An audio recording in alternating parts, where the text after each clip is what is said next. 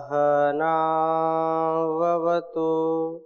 सहनौ भुनक्तु सह वीर्यं कर्वावहै तेजस्विनावधीतमस्तु मा विद्विषावहै। ओम शांति शांति शांति। वैदिक जीवन पद्धति की इस कक्षा में आप सबका हार्दिक स्वागत है, अभिनंदन है। ब्रह्मचर्य का जो स्वाध्याय हम कर रहे थे, सारे मंत्र पूरे हो गए थे। इसी ब्रह्मचर्य गीत में आचार्य कुछ जिज्ञासुओं के प्रति, क्योंकि कितनी बार यहाँ पर ऊर्ध्वरेता बनने की बात कही गई, हमारा जीवन उच्च कोटि का हो, ब्रह्मचर्य से हम अपने जीवन को निरोग बना करके तन और मन के रोगों को मिटा करके दिव्यता युक्त जीवन व्यतीत कर सकें, इसलिए यह परम आवश्यक है। जो ऊर्ध्वरेता होता है उसी का जीवन ऐसा श्रेष्ठ बन सकता है। तो ऊर्ध्वरेता कैसे हो, कैसे हमारा ये जीवन श्रेष्ठ बने, हम ब्रह्मचर्य को धारण कर सकें, जिससे ब्रह्मचर्य हमको धारण कर सके। जब तक हम ब्रह्मचर्य का पालन नहीं करेंगे तब तक ऊर्ध्वरेता नहीं बन सकते हैं, हम संकल्पवान नहीं बन सकते हैं, हम अडिग चट्टान के जैसे नहीं बन सकते हैं। इसलिए हमारा यह अस्तित्व ऊर्ध्वरेता कैसे हो, पीछे मंत्रों में बहुत बार ऊर्ध्वरेता की बात आई है। तो ऊर्ध्वरेता कैसे बने, ये आज के युवक और युवतियों के लिए अत्यंत आवश्यक है। और अनेक प्रकार के लोग जब ऊर्ध्वरेता नहीं बन पाते हैं तो अनेक रोगों से ग्रसित हो जाते हैं। कुछ लोग ऐसे युवक युवतियों का शोषण भी करते हैं जो अनेक रोगों से ग्रस्त हो जाते हैं। उनको फिर अपने चंगुल में फंसा करके उसकी औषधि के रूप में या औषधि देने के लालच में या उसको ठीक करने के लालच में अनेक प्रकार से चारों ओर से उसको ठगते हैं, उसका धन भी और उसका धर्म भी नष्ट करते हैं। धर्म से तात्पर्य उसका जो कर्तव्य है, उसका जो उसकी पवित्रता है, उसको बहुत ज्यादा उसके साथ छल करते हैं। ये बहुत विडंबना है। इसलिए हम ऊर्ध्वरेता कैसे बने, ऊर्ध्वरेता बनने का क्या उपाय हो सकता है, तो इसमें आप इसको नोट करें और इसको एक एक शब्द को समझेंगे। ये आचार्य कह रहे हैं कि ऊर्ध्वरेता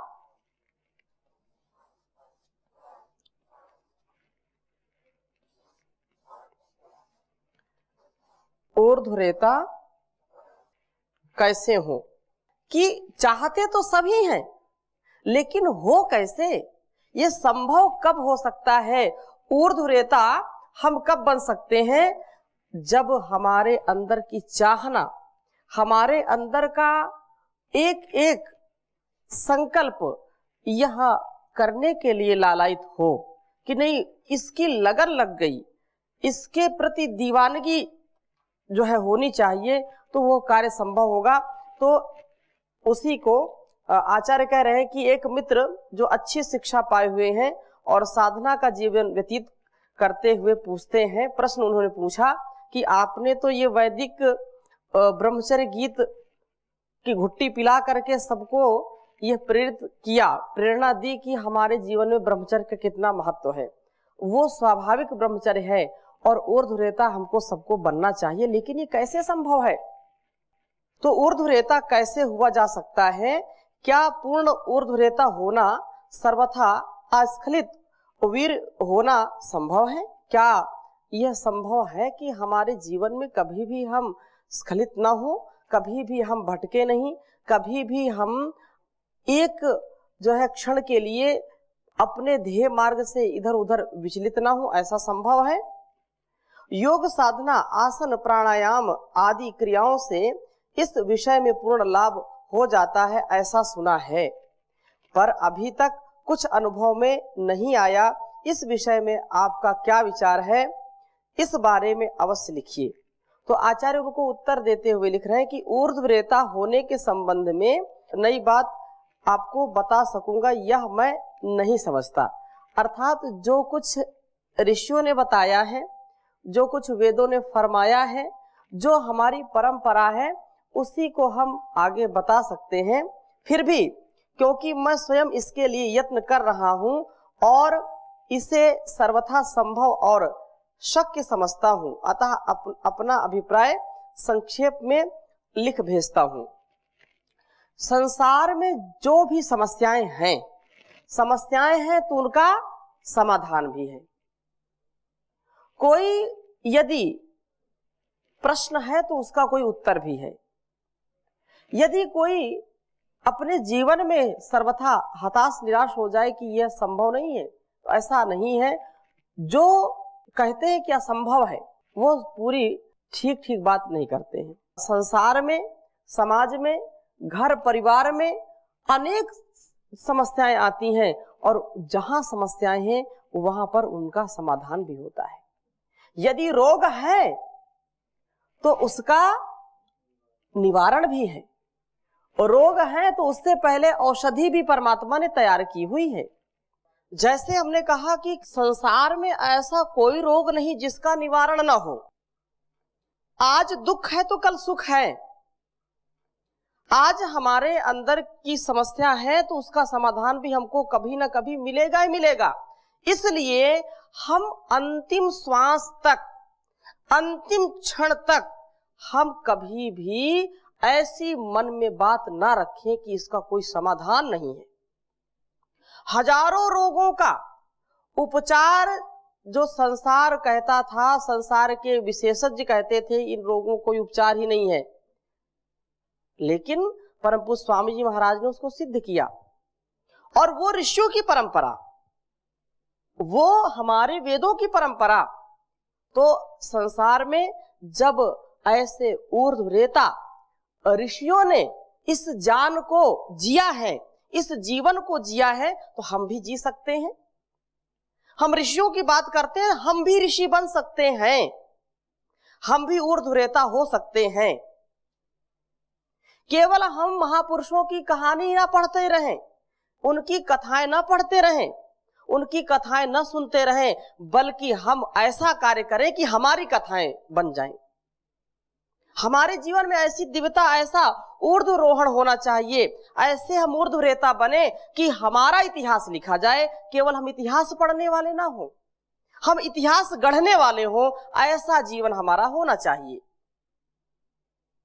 यही बात यहां पर कही जा रही कि ऊर्ध्वरेता कैसे बने। ऊर्ध्वरेता ही इस समाज को नई दिशा दे सकता है।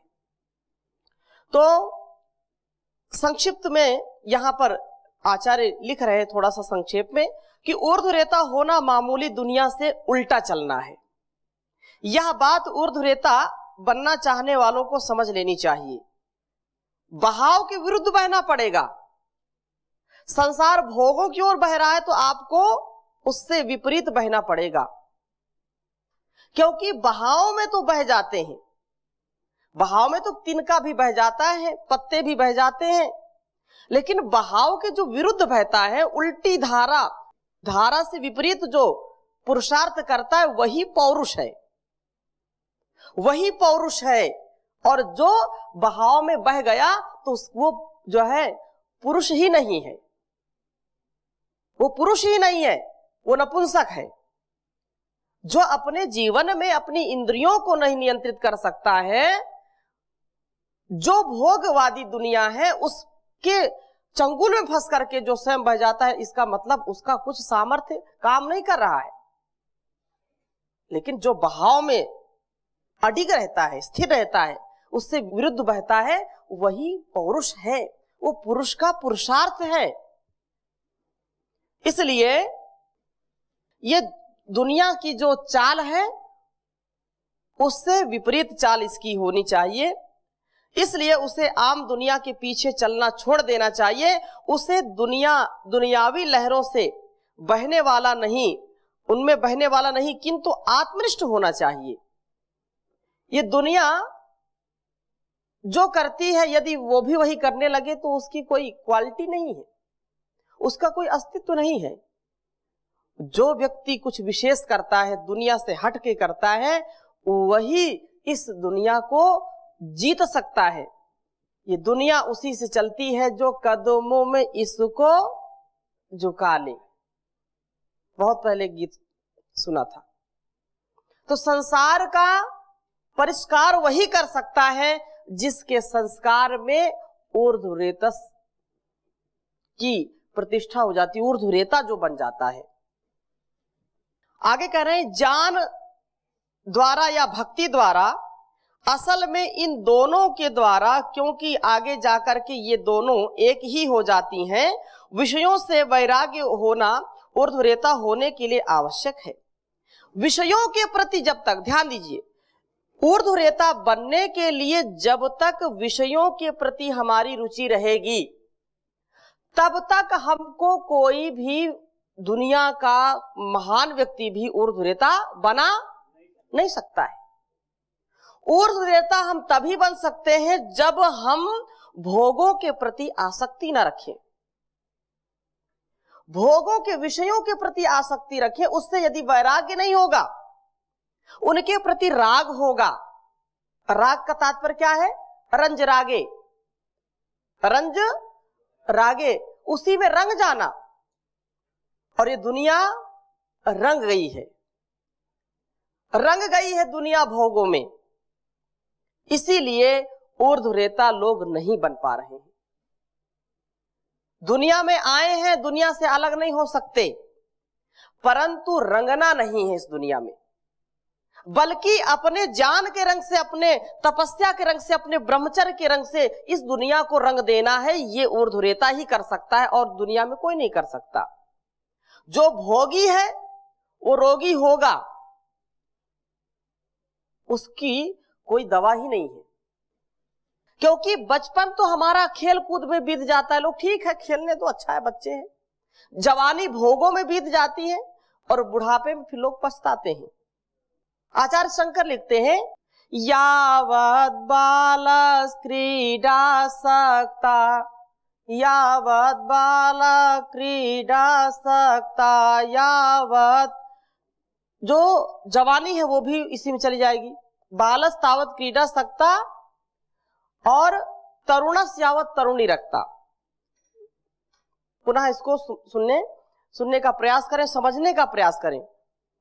बालस्तावत क्रीडासक्ता, तरुणस्तावत तरुणी रक्ता, वृद्धस्तावत चिंतामग्ना, परमे ब्रह्मणि कोऽपि न लग्ना। भज गोविंदम भज गोविंदम, गोविंदम भज मूढ़मते। जब तक व्यक्ति बचपना में रहता है तब तक तो खेल कूद में ही व्यतीत कर देता है। फिर नौजवानी आती है तो भोग उसको सताते हैं। चली जा रही जवानी की रेल, समझ कर खिलौना इसे यूं ना खेल। तो खेल खेल में इतना घालमेल हो जाता है कि उसको फिर ईश्वर से मेल कोई करा नहीं सकता। रेलम रेल है, ठेलम ठेल है यहां पर। तो इससे बचने का एक ही उपाय है कि हम ऊर्ध्वरेता बने और दुनियादारी से हम अलग रहें। बहुत उत्तम बात यह है कि कह रहे हैं कि विषयों से वैराग्य होना ऊर्ध्वरेता के लिए परम आवश्यक है। रंगना नहीं, उनसे वैराग्य करना, उनसे विपरीत चलना। किसी को जो है गेम खेलने का रंग चढ़ रहा है, किसी को जो है केवल चैट करने का, फेसबुक, व्हाट्सएप, ट्विटर और क्या चलता है, इंस्टाग्राम, पता नहीं क्या क्या और नाम होंगे। अधिकतम आज के युवक युवतियों का समय इसी में जाता है। ऐसे लोग कभी भी ऊर्ध्वरेता नहीं बन सकते, क्योंकि उसी में रंग रहे वो। यही रंग है, वो मनोरंजन है। मनोरंजन, रंगना, रंजन में भी रंजरागे धातु प्रयोग होगी, रंग जाते हैं उसी में। क्रिकेट, कोई क्रिकेट में रंग है, कोई कुश्ती के।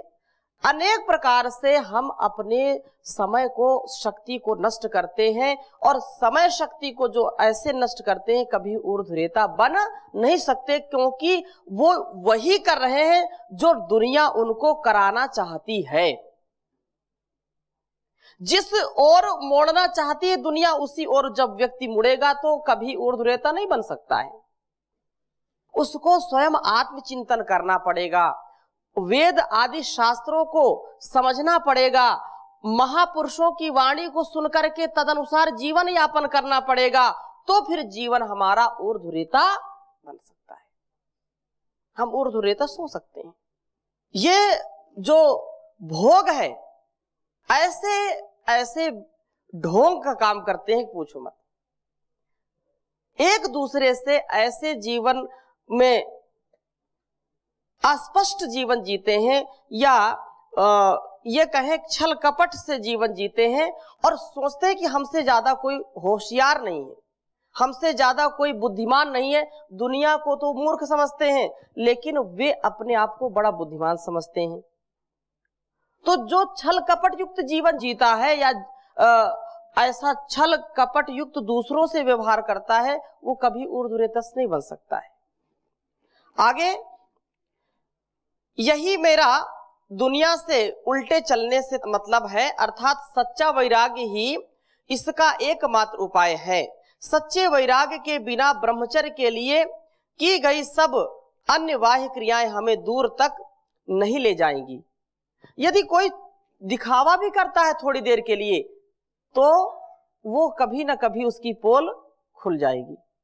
तो दुनियादारी से व्यक्ति बच नहीं सकता, और वही बचेगा जो इस दुनियादारी से अलग रहेगा, और जो ऊर्ध्वरेता बनना चाहता है, जिसको तड़प है, जिसको चाहना है, जो अपने जान, अपने विवेक वैराग्य से अपने जीवन को जीना चाहता है। दो शब्द हैं, वैराग्य तो है, लेकिन विवेक पूर्वक वैराग्य हो। विवेक पूर्वक वैराग्य होगा तो व्यक्ति कभी गिरेगा नहीं, कभी स्खलित नहीं होगा। कुछ लोग वैराग्य ऐसा ले लेते हैं कि शादी भी कर लिया, बच्चे भी पैदा कर लिया, और लड़ाई झगड़ा करके बैठ गए जाकर जंगल में, हमको वैराग्य हो गया जी।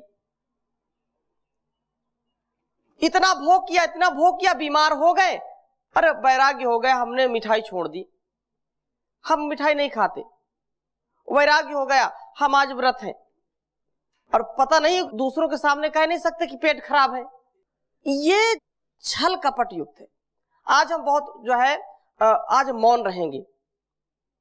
अब मन में इतनी कुंठा भरी है कि बोल नहीं सकते, कष्ट है, बोल नहीं सकते, हम आज किसी से बात नहीं करेंगे। अब मन में कुढ़ रहे हैं, मन में बड़ी ईर्ष्या द्वेष भरा पड़ा है। बनावटी ऊपर से जो है भेड़िया जैसे शेर की खाल में ज्यादा दिन तक छिप नहीं सकता, ऐसे लोग जो बनावटी काम करेंगे, वो विवेक पूर्वक उनका वैराग्य नहीं है। जिनका वैराग्य विवेक पूर्वक होता है, वो कभी विचलित नहीं होते। विवेक वैराग्य क्या है, तो ऊर्ध्वरेता कैसे होंगे, तो एक यहां पर आप लिख लीजिए, विवेक वैराग्य। विवेक वैराग्य दो शब्द हैं। वैराग्य तो करना है, लेकिन कैसे करना है, विवेक पूर्वक। विवेक वैराग्य। अब विवेक क्या है, विवेक ये है विचिर पृथक भावे। विवेक क्या है, विचिर पृथक भावे। आचार्य कह रहे हैं विवेक जो है वो विचिर पृथक भावे, जो चीज जैसी है उसको वैसा देखना ही विवेक कहलाता है। जो हमारे लिए कल्याणकारी उसको वैसा देखना, अकल्याणकारी है तो वैसा देखना। सुख को सुख के रूप में देखना, दुख को दुख के रूप में देखना। आत्मा को आत्मा के रूप में देखा, अनात्मा को अनात्मा के रूप में देखना। अनेक प्रकार से हम जैसा जो व्यवहार है वैसा ही जब करते हैं तो वही विवेक कहलाता है। दिन को रात और रात को दिन कहें, ये उचित है कि अनुचित है? ये विवेक कहेंगे कि अविवेक कहेंगे? अविवेक कहेंगे। भोग में हम जो है रोग को प्राप्त हो जाते हैं, लेकिन उसी भोग में हम सुख देखें, पूरा सुख देखें, जबकि उसमें दुख मिलेगा। क्षणिक सुख है, दुख उससे ज्यादा है। शरीर के बनावट में, उसके रंग रूप को देख करके यदि हम विचलित हो गए, हमारे अंदर यदि विवेक उस समय नहीं रहा, विवेक शून्य हो गए, तो शरीर चाहे स्त्री का हो चाहे पुरुष का हो, शरीर तो शरीर है, केवल मांस का अंतर है कि परमात्मा ने कुछ अलग व्यवस्थाओं के कारण कहीं मांस ज्यादा किया, कहीं कम किया। शिशु को स्तनपान कराना है, शिशु को जन्म दे करके मां को पालना पोसना है, तो स्तनपान के लिए स्तन बना दिए। पुरुष में मनुष्य और स्त्री में कुछ अंगों का परिवर्तन हो सकता है और वो स्वाभाविक है, चाहे पशु हो चाहे पक्षी हो। लेकिन यदि हम उसके रूप रंग को देख करके, चाहे स्त्री पुरुष को देखे या पुरुष स्त्री को देखे, उसमें यदि भोग की भावना आती है, यदि उसमें लगता है कि ये तो सुख का सबसे बड़ा साधन है, तो ये उसका विवेक है कि अविवेक है? क्योंकि स्त्री का भी शरीर वही है, पुरुष का भी शरीर वही है। केवल कोई हो सकता है, कोई गोरा हो, कोई काला हो, कोई सांवला हो, कोई छोटा हो, कोई बड़ा हो, कोई पतला हो, कोई मोटा हो, लेकिन विवेक ये है कि सब में एक जैसा स्वरूप देखना। मलमूत्र से भरा ये शरीर है, लेकिन हमको बड़ा शुचि दिखाई पड़ रहा है। अशुचि है ये शरीर, लेकिन इसमें हमको शुचिता दिखाई पड़ रही है। तो ये अविवेक है कि विवेक है? 9 द्वार है, 9 द्वार से सदा गंदगी ही निकलती रहती है, और उन 9 द्वार की यदि वह कामना करता है या उसमें आसक्त होता है, तो ये विवेक है कि अविवेक है? अविवेक है। लेकिन लोगों ने ऐसा बढ़ा चढ़ा करके इसको बनाया कि इतना दिमाग खराब करने का काम करते हैं। रेशमी जैसे बाल, गुलाब जैसे गाल, झील जैसे आंखें, ये क्या है? ये हमारे ब्रह्मचर्य को खंडित करने का कुचक्र रचते हैं। तो इनको सुनना है, सुनिए, देखना है, देखिए, लेकिन इसको कभी नहीं खोना। विवेक, विवेक को नहीं खोना, क्योंकि आंखों से सदा गंदगी ही निकलती, चाहे स्त्री की आंख हो चाहे पुरुष की हो। नाक से सदा गंदगी ही निकलती है, चाहे स्त्री की हो चाहे पुरुष की हो। 2 दिन 4 दिन जो है यदि मुंह ना धोए वो, चाहे स्त्री हो चाहे पुरुष, उसके पास कोई बैठना पसंद करेगा? आप विचार करिए। ये विवेक है। ये क्या है? विवेक है। और विवेक पूर्वक जब वैराग्य होता है तो कभी भी त्रुटि नहीं होती। इन चीजों का अनादर भी नहीं करना, क्योंकि यदि ये ना हो तो हमारा स्नेह, परस्परता भी खंडित हो जाएगी, हमारा अस्तित्व भी नहीं रह सकता इसके बिना। कर्तव्य का पालन करना परम आवश्यक है। हम जिस कर्तव्य को कर रहे हैं वहां पर विवेक हो। वो यदि गृहस्थी है, दाम्पत्य जीवन जीता है, तो संतानोत्पत्ति करना उसका परम कर्तव्य है। ये विवेक है कि अविवेक है? विवेक है। लेकिन यदि वो असंयमित जीवन जीता है, भोग और वासना में केवल खेल खेल में यदि बच्चे पैदा करता है, विवेक पूर्वक यदि संस्कारित संतान को जन्म नहीं देता है, तो वो अविवेक है। और अविवेक पूर्वक संतान भी यदि जन्म लेती है तो वो भी अविवेकी होगी। विवेक पूर्वक वैराग्य रखिए, यदि गृहस्थ है तो वैराग्य पूर्वक संतान पैदा करिए। वैराग्य का मतलब क्या है? कर्तव्य पूर्वक, भोग के लिए नहीं। योग हो तो दिव्य संतान के लिए हो। हमारा जीवन विवेक पूर्वक है। हम ब्रह्मचारी सन्यासी के जीवन में रह करके संसार के कुछ लोग ऐसे हैं, मैं आक्षेप नहीं करता हूं, अलग अलग परंपराएं हैं, अलग अलग सबकी धारणाएं हैं, लेकिन कुछ लोग ऐसे हैं कि स्त्री को देखना नहीं पसंद करते, स्त्री को छूना पसंद, छूने का मतलब यदि कहीं धोखे से भी अगर स्त्री ने चरण स्पर्श कर लिया या कहीं से धोखे से लग गया तो 4 दिन तक बिल्कुल मौन हो गए, या देखना उनको लगा कि बहुत ज्यादा पाप हो गया, ऐसा नहीं। विवेक क्या है कि जो चीज जैसी है उसको वैसा देखना। नारी की निंदा नहीं करनी, क्योंकि नारी निंदा ना करें, नारी नर की खान। और यदि नारी की हम निंदा करते हैं तो ये एक पक्षीय, एक साइड का मामला है और ये न्यायपूर्ण नहीं है, ये उचित नहीं है, ये विवेक नहीं है। क्योंकि चाहे मां हो चाहे पिता हो, दोनों से हमारा अस्तित्व है। माता पिता का, स्त्री पुरुष का सम्मान करना हमारा परम कर्तव्य है। संसार के लोगों का सम्मान करना हमारा परम कर्तव्य है, लेकिन भोग की भावना से नहीं होना चाहिए। योग की भावना से हम जीवन को जिए। तो ये विवेक वैराग्य से ही हम ऊर्ध्वरेता हो सकते हैं। इसकी चर्चा हम और अगली कक्षा में करेंगे। अभी यही विराम देते हैं। ओम शांति शांति शांति।